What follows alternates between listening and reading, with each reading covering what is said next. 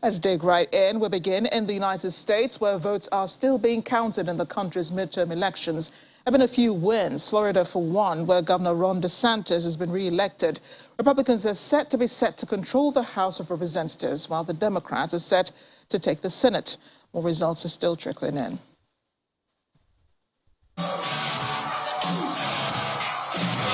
It has been described as an election unlike any seen in recent years. But as of this morning, Republicans had made modest gains, while the Democrats did better than expected, and control of Congress and President Biden's agenda remained unclear.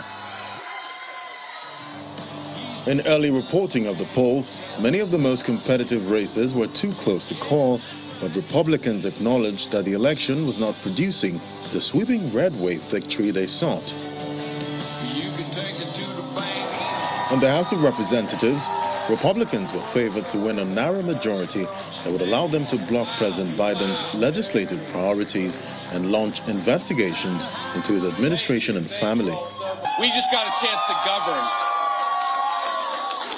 We just got a great chance to govern, and we need to use it. And I promise to all of my friends who are going to be at the State House, to all of my friends who are going to be at the state capitol, we need better leadership in Washington, D.C., and that's exactly what I promise to fight for every single day. As you all know, things did not quite turn out the way we had hoped. But that's all right. That's all right. I have spoken with Senator Rubio, and I congratulated him and said to him that Florida is our home state. And please continue to work hard for the place we call home, Florida. But the Democrats did much better than many had expected. Every county, every vote. Every county, every vote. And that's exactly what happened. We jammed them up. We held the line. I never expected that we were going to turn these red counties blue, but we did what we needed to do, and we had that conversation across every one of those counties. And tonight, that's why I'll be the next U.S. Senator from Pennsylvania.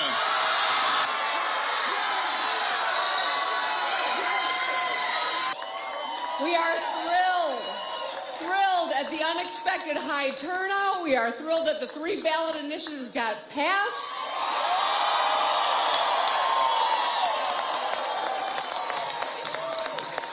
And I never thought I'd be so happy about Fox News, but I'm glad they called this election too. Ron DeSantis added to his growing national profile, defeating Democratic challenger Charlie Crist by nearly 20 percentage points.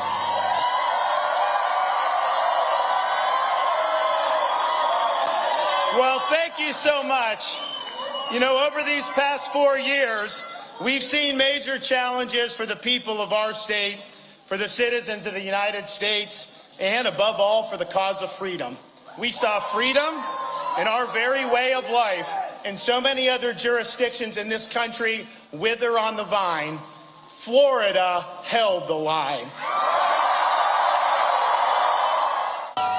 Texas and Georgia also turned red in the governorship races for the Republicans. There are, however, still more races yet decided. The VOA's chief national correspondent, Steve Herman, joins us now live with some more updates. Steve, great to see you.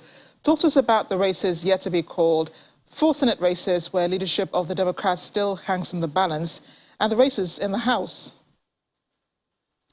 Right. So there are 4 Senate seats that are still up for grabs: Arizona, Nevada, Georgia, and Wisconsin.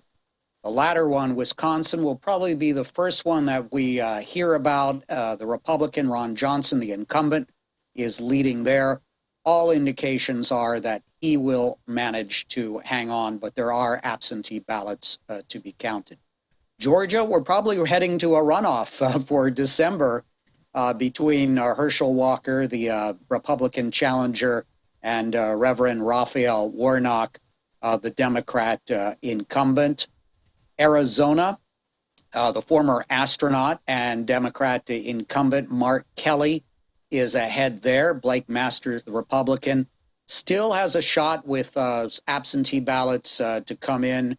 But that one, we should say, is probably leaning towards the Democratic Party incumbent. And then Nevada is the big question mark. And there is a potential upset where a sitting Democrat incumbent, Catherine Cortez Masto, could be ousted by Republican Adam Laxalt. Laxalt is ahead right now, but there are absentee votes still to be counted from the two largest counties in the state, which lean towards the Democrats. So it is too early to call that one. And on the House side, way too many seats. It was election night last night, but really for these House races, it is election week, and it could be days yet before the fate of the House is decided. But most political prognosticators would bet right now that probably the Republicans are going to take control from the Democrats of the U.S. House of Representatives. Yes, we have seen some of the exit polls and the predictions that these Republicans could take over the House, and then the Democrats are poised to take over the Senate. Governor Ron DeSantis had a clear win, a 20 percentage advantage over his Democratic rival. He does have ambitions to run in 2024. How will that clash, or how will that contrast with former President Donald Trump, who also intends to run in 2024? Yes, you're going to see two residents of the state of Florida potentially going head-to-head for the 2024 Republican nomination. Donald Trump remains the front runner right now in all the polls. I have talked to a number of people who were Trump supporters in the last two presidential elections who say they're willing to support DeSantis, especially if Trump does not run, but maybe even if he does run.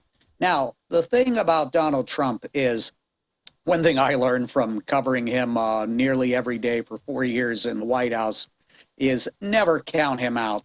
When he looks like he's down, we saw what happened in 2016, where he mowed through a field of 17 Republican contenders, including very high-profile and highly financed Jeb Bush. Ron DeSantis is very smart, educated, has had success as Florida's governor, but he does not have that sort of stage presence, that charisma that Donald Trump has.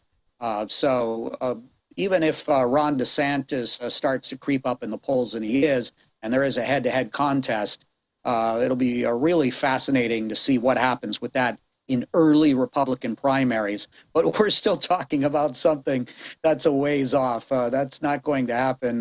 No votes are going to be cast in for either Ron DeSantis or Donald Trump or any other Republican for president until 2024.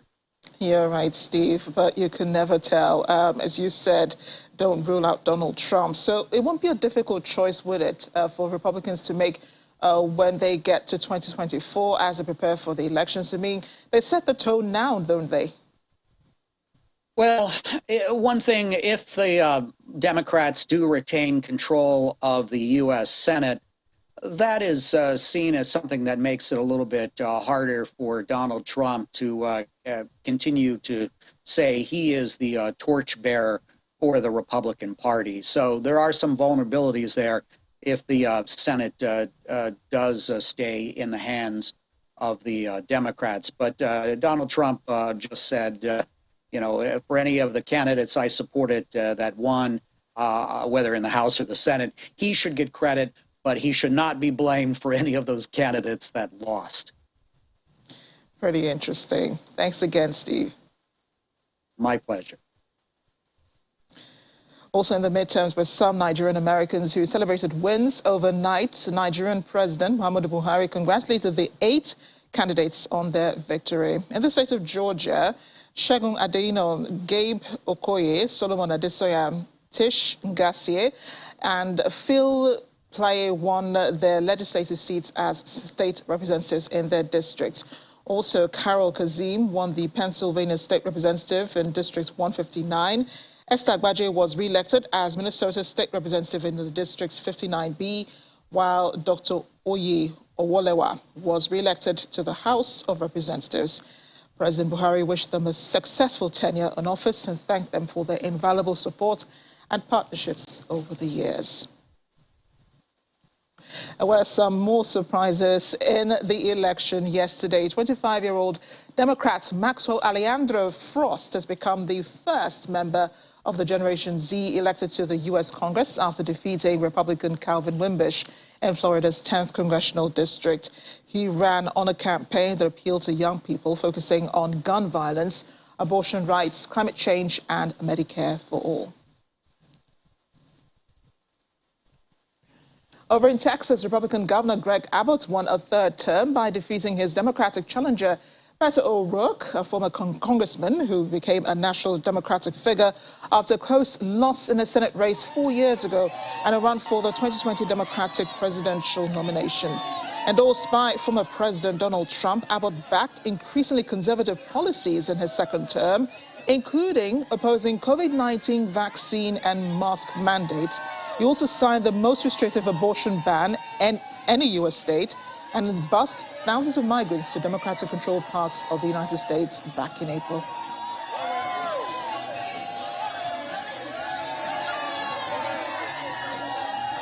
In LA and San Francisco, you've seen this past April, I was down in the Del Rio sector talking to the mayors, the county judges, the sheriffs and police chiefs about what they need. And they told me what they need. I said, I'm going to help you out because they cannot process all the thousands of migrants that were being dumped off in their communities. And I told them that the following week, I would begin busing these migrants to Washington, D.C.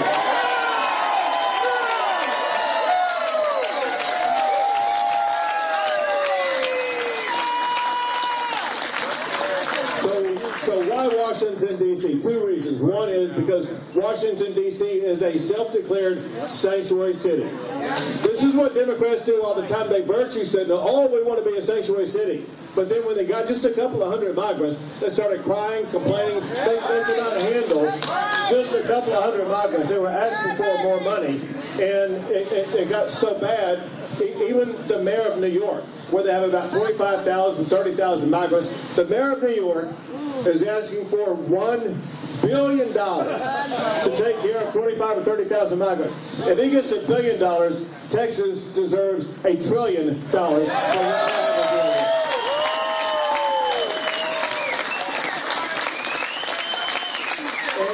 And if y'all been paying close attention, you notice that we changed the location where we're dropping off the migrants in Washington, D.C. At first it was near the Capitol, but then Kamala Harris started talking about how, listen, the border is really secure. Showing she knew nothing about what was going on. And so I felt an obligation to be involved in the education process.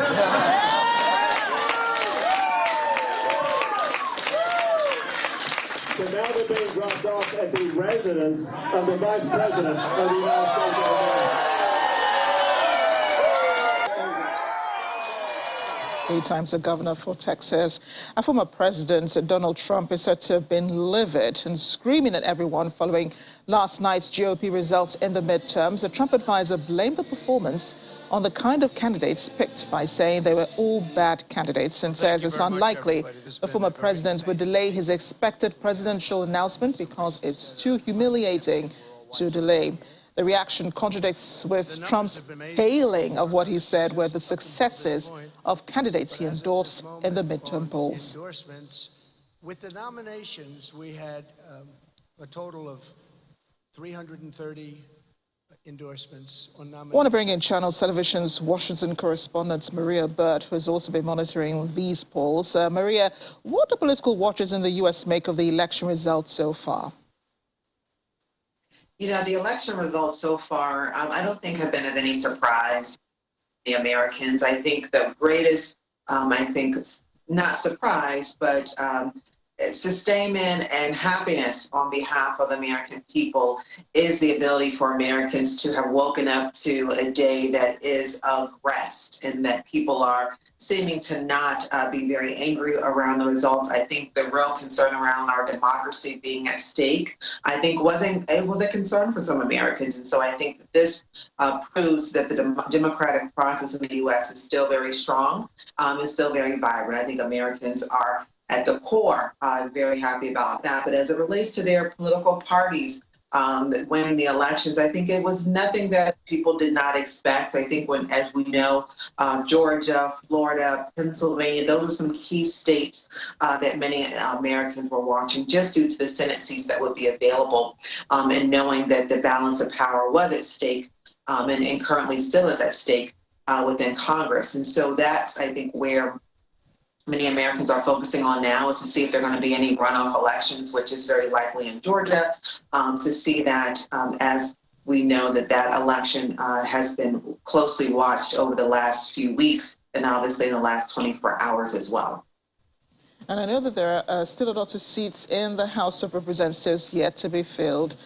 Still waiting on those results. And then, of course, in the Senate, at least 4 of them. When we spoke to Steve earlier, he said Georgia, Arizona, Nevada, still waiting those results to come in for the Senate. But I also remember that in the last elections, there were a number of Nigerian Americans running for offices. A number of them lost their seats, though. But then again, this year, we've seen a growing number of them. In the state of Georgia, you had Shegun, Gabe, Solomon, Tish, and Phil in the legislative, who won the legislative seats. There was Carol. There's also Esther Agbaje Carol in Pennsylvania, Esther in Minnesota, and then there's Dr. Owolewa, who was re-elected to the U.S. House of Representatives. What does that say, Maria, about the political contributions made by the immigrant population in the United States, especially Nigerians? Yes, Nigerians have a stronghold right here, right near Washington and Maryland. There is a Nigerian American that holds a local seat. And so they have played a major role. We also know the Biden administration has several Nigerian Americans that have been appointed. And so I think as you talk about the immigrant community, specifically the Nigerian community, has played a major role in the success, and more importantly, has played a major role in policymaking and the future of the U.S. political system. So a Trump advisor says the former president might be announcing his presidential bid earlier than intended, and that's because of last night's outcomes. Did his candidates really lose out completely? And where does it leave President Biden's bid for 2024? The Democrats have said nothing about the upcoming presidential elections.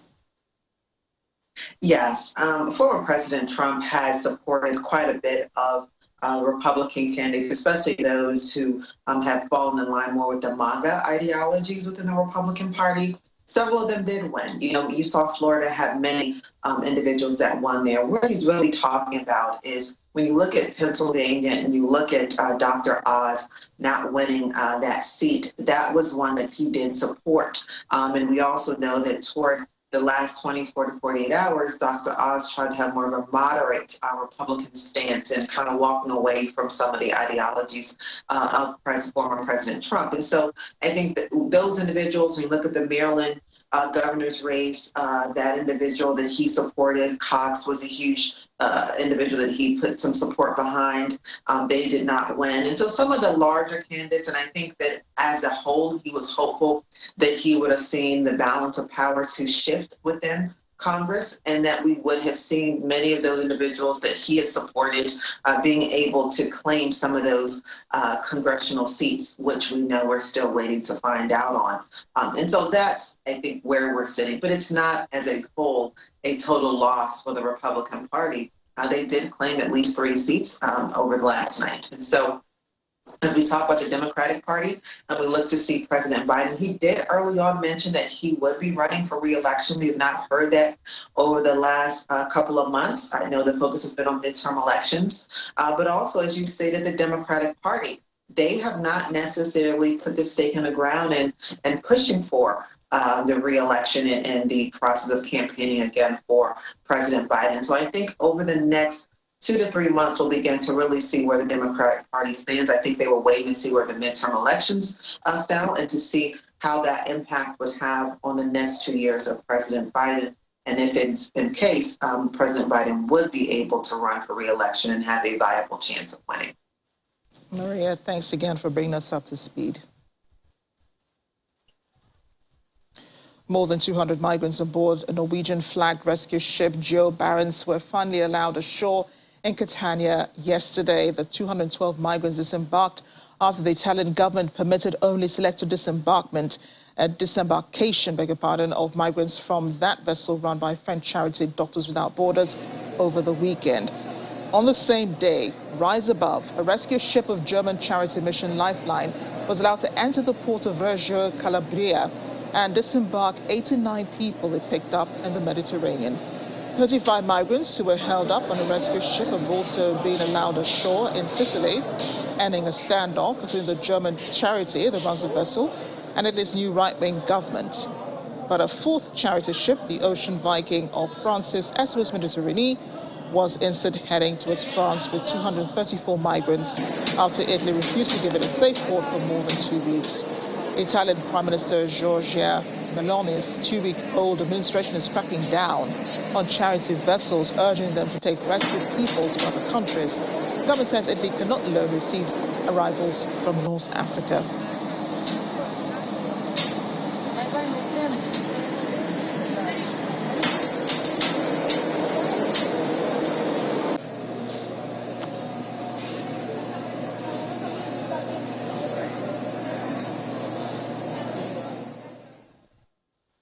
A conversation is still going on in Sharm el-Sheikh in Egypt, where the COP27 summit is holding. UK Foreign Secretary James Cleverly says at least 4 million Nigerians will benefit from the £95 million PropCom Plus investment aimed at increasing productivity and adapting to the effects of climate change, while at the same time reducing emissions. He revealed this at COP27 in Egypt. A statement released by his office and made available by the British High Commission on Tuesday says a new £95 million PropCom Plus programme is set to help address key barriers to sustainable agricultural development in Nigeria. It will support the development of climate-resilient agricultural policies, actions and investments that deliver nutrition, increase productivity, adapt and build resilience while reducing emissions, and protect and restore natural ecosystems. According to the statement, the new PropCom Plus programme involves supporting inclusive and resilient growth by promoting the progressive transformation of Nigeria's rural economy. It stated the new programme will build the capacity of small-scale farmers and rural communities in climate-smart agriculture. It will work with Nigeria's vibrant private sector on agriculture to increase productivity, improve nutrition and food security, enhance climate resilience, pursue lower emissions, and halt and reverse biodiversity loss, as well as helping to tackle some of Nigeria's underlying drivers of conflict and insecurity. Well, hundreds of talents, creators and art lovers gathered at the annual Art X Fair here in Lagos, Nigeria. The exhibition aimed at addressing problems from climate change to political crisis in the country. In Nigeria's buzzing commercial capital of Lagos, hundreds attend the annual art fair, Art X. It hosts more than 120 artists from 40 African countries and the diaspora. The fair's theme, We Will Gather Under the Baobab Tree, aims to tap into African wisdom and culture to address problems from climate change to political crisis. Here, screens flashing infrared-looking images evoke a near future where only simulated plants and flowers exist, the real thing decimated by climate change. In another room, guests with headsets watch large screens showing how man is harming the ocean and the impact on the environment. The founder of the Art X Fair, Mrs. Tokini Peter-Slide Schwarzbig, is excited to showcase the beauty of culture through these works of art. We're leveraging the arts and the audience and the community we have to start to spark important conversations, creative minds, innovative minds, interacting with academic minds and so much more to determine what we as a community wish for our future and to support art that empowers a vision for Nigeria and Africa's future. Artists at the fair say they are keen to find African solutions to such problems. For instance, Julius Agbaje is a first-timer at the fair. He has his works of art here. I think it's very important to be given a platform here at home, so that people who can firsthand feel your emotions, feel your anger, and all of the narratives that you're driving at, first appreciating your art before it's been exported to the outside world. Not far from the fair, flooding has overwhelmed farmland and displaced more than 1 million. Desertification is worsening conflict in Nigeria's agriculturally rich middle belt. And elsewhere in Africa, drought is killing crop and sparking food insecurity.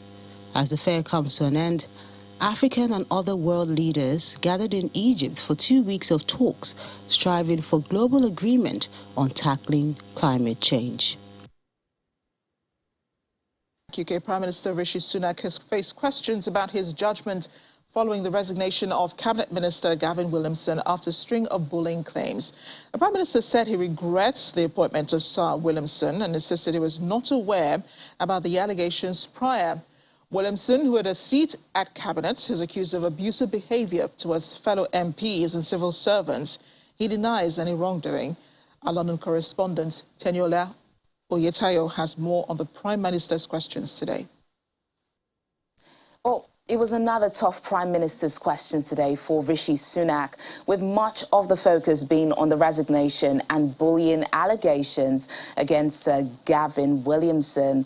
Now, Prime Minister Rishi Sunak has in the past and again today condemned the alleged behaviour of Sir Williamson. But the issue here is about what the Prime Minister knew or didn't know before he appointed him into Cabinet.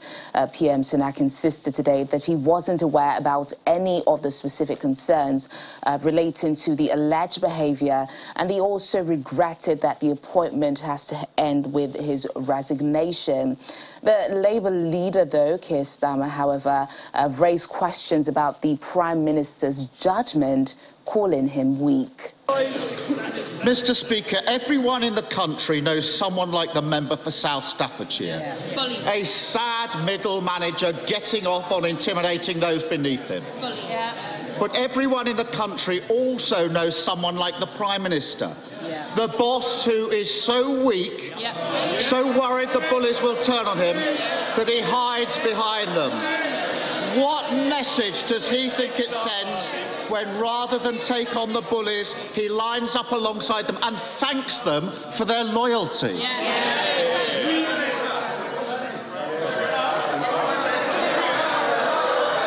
Mr. Speaker, the message that I clearly want to send is that integrity in public life matters. And that is why it is right that the Right Honourable Member has resigned. It is why it is right that there is a rigorous process to examine these issues. Well, it's not only the opposition that has raised issues about this. Some Tory MPs are also unhappy that Sir Williamson was brought back into Cabinet after he was sacked from government twice in the past. And in one of those cases, over the leak of a document relating to national security. We also have to remember that the first week of Rishi Sunak as Prime Minister, well, that was clouded by his decision to reappoint Suella Braverman as Home Secretary, just days after she was forced to quit over a security breach. Well, it's still early days for the Prime Minister, and already it seems he's having to defend the promises he made on day one in office to govern with integrity and accountability at every level. Thanks a lot, Teniola. Now, Taiwan hopes to sign a trade deal with Britain and deepen cooperation with the newly formed government. President Tsai Ing-wen told a British minister visiting Taipei earlier today in defiance of Chinese demands such trips stop. During a meeting with the Minister of State for Trade, Greg Hans, at the presidential office in Taipei, President Tsai thanked Britain for its long-term support of Taiwan's international participation in peace and stability in the Taiwan Strait. Taiwan views Britain as an important democratic partner and has been heartened by its concern over recent Chinese military exercises near the island and support for its participation in international organizations, most of which Taiwan is excluded from due to China's opposition.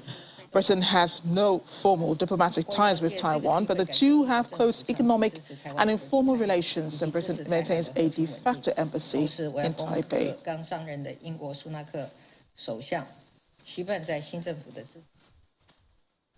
A hot, sweaty dance floor is helping heat and cool a Glasgow music venue by harvesting the heat from the dancers and storing it in rocks underground. A system called body heat is installed in several areas in the venue, SWG3, allowing its gas boiler to be turned off permanently, saving money and cutting their energy use. There it is. A thermal heating and cooling system captures the heat emitted from all of the venue's visitors and stores it across 12 underground boreholes before being used to heat or cool the venue later, whether it be the next day or next month or even the next year. Heat is transported in a series of pipes to heat pumps in the plant room before going 200 meters underground in the boreholes to be stored. When the energy is ready to be used, it travels back to the heat pumps where it's upgraded to a suitable temperature for the 3 spaces where it is active, including galvanizers, a 1,000-person former factory, a 1,250-person capacity space, and the main foyer. Previous attempts to make music venues and gigs more eco-friendly include dance floors that generate electricity and pedal-powered concerts, but none have offered the industry such a realistic way of lowering its emissions as body heat, according to its originator, Fleming Brown.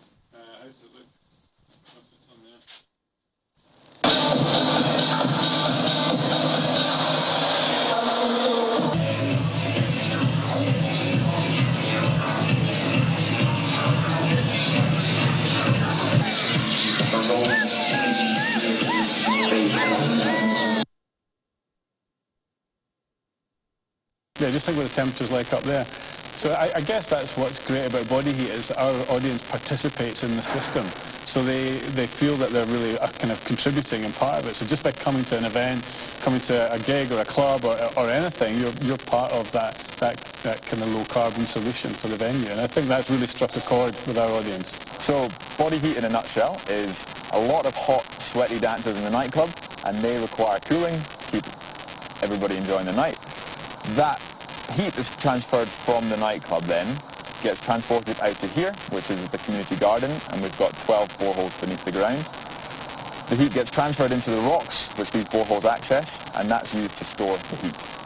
Then when we need the heating for something else, at a different time of day or a different part of the venue, we can transfer the heat from the rocks back into the venue. The way it works for cooling is that you've got too much heat on the dance floor, and you need to use the cooled waters that come from the rocks and circulate that in the building to absorb that heat. And then that's been captured in our circulating fluid, and that can come back to these boreholes and then heat up the rock mass around it. Little engines we are, yeah. So essentially, if you're sitting at home on your couch, you're maybe giving off 150 watts. And if you're at one of those nights, which is a legendary night that will stay with you forever, and you're dancing your hardest, you're probably about 500 watts or so. So many nightclubs at the moment would use air conditioning units to capture that heat and take it away from the dance floor, but then it's just expelled into the air. And then when they've got something that needs heating, they just turn on their gas boiler. And that's the thing that we've intercepted here. It potentially is a huge solution for the industry or the venues across the industry. I think the Coldplay is a great example of artists taking the lead, and we're starting to see that a lot with artists coming to the venue where they start to inquire a little bit about the environmental credentials of venues. So if artists are making those initial inquiries and starting to kind of put their name towards sustainability, their fans and our audience will follow. So it's great to see the artists taking that initiative. Let's make another quick stopover in Africa. Gorongosa Park, once considered one of the continent's finest, has now become a conflict site and lost most of all of its wildlife. A national park is still recovering from a civil war that killed about 1 million people between 1977 and 1992. Park warden Pedro Magura looks pleased as he picked a ripe handful of cherry red coffee beans from a more resistant variety of coffee trees he introduced to communities farming around Mozambique's Gorongosa National Park in 2020. The cash crop, which thrives in the shade of indigenous trees, has provided a motivation for people living around the Gorongosa to protect a rainforest that has lost more than 100 hectares of tree cover per year over the past 4 decades. The idea of why starting coffee is that for 2 reasons. First is that we want to make sure that the forest, native trees, which people were cutting, we want to rebuild because destruction was going on. And we want to recover the forest. That is just. The second reason is in terms of tangible benefits to the community. We realize that if we keep talking as a park, keep talking that we have to do reforestation without having immediate tangible benefits, people, the amount of trees, percentage of plantation, it was there, but it was very slow in terms of number of trees planted per day, annual production. That's why we suggest this, environmentally and socially and economical benefits. Gorongosa Park's Sustainable Development Department has been studying coffee tree varieties from around the world that are resistant to pests, disease, drought, and prolonged rainy seasons. Yeah. Rainfall now is becoming sometimes very long rain season, sometimes very short rain season, sometimes even no rain at all. We want to try to have species which can cope to drought, can cope to pests, can cope to diseases. Also, sometimes we are having a very long season in terms of rain. More than 800 small-scale farmers, 40% of whom are women, pick green coffee, dry the beans and sell them. I have gained a lot. I am able to send my children to school. And even though sometimes we experience droughts, with coffee, we are always harvesting and having money. Last year, communities around Gorongosa planted more than 260,000 coffee trees and 20,000 indigenous trees. The park now has 815,000 coffee trees planted over 243 hectares of land.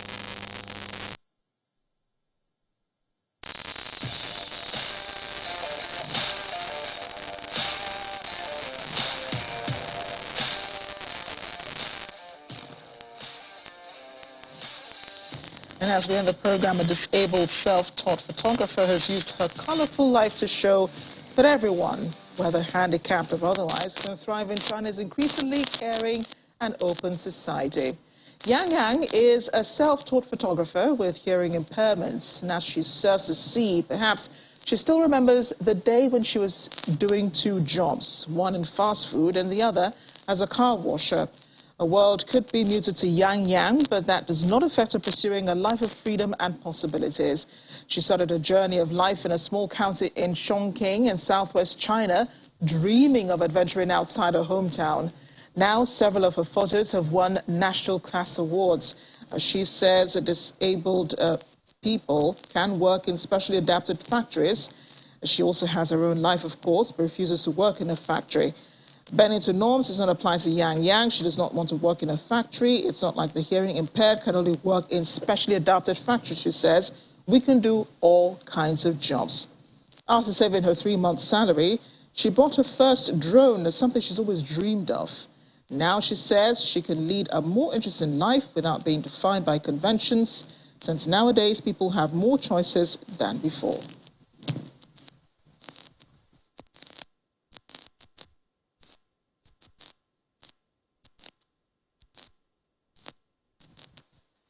And I guess that's the message for today. Let nothing stop you. Thanks for watching. I'm Amarachi Ubani.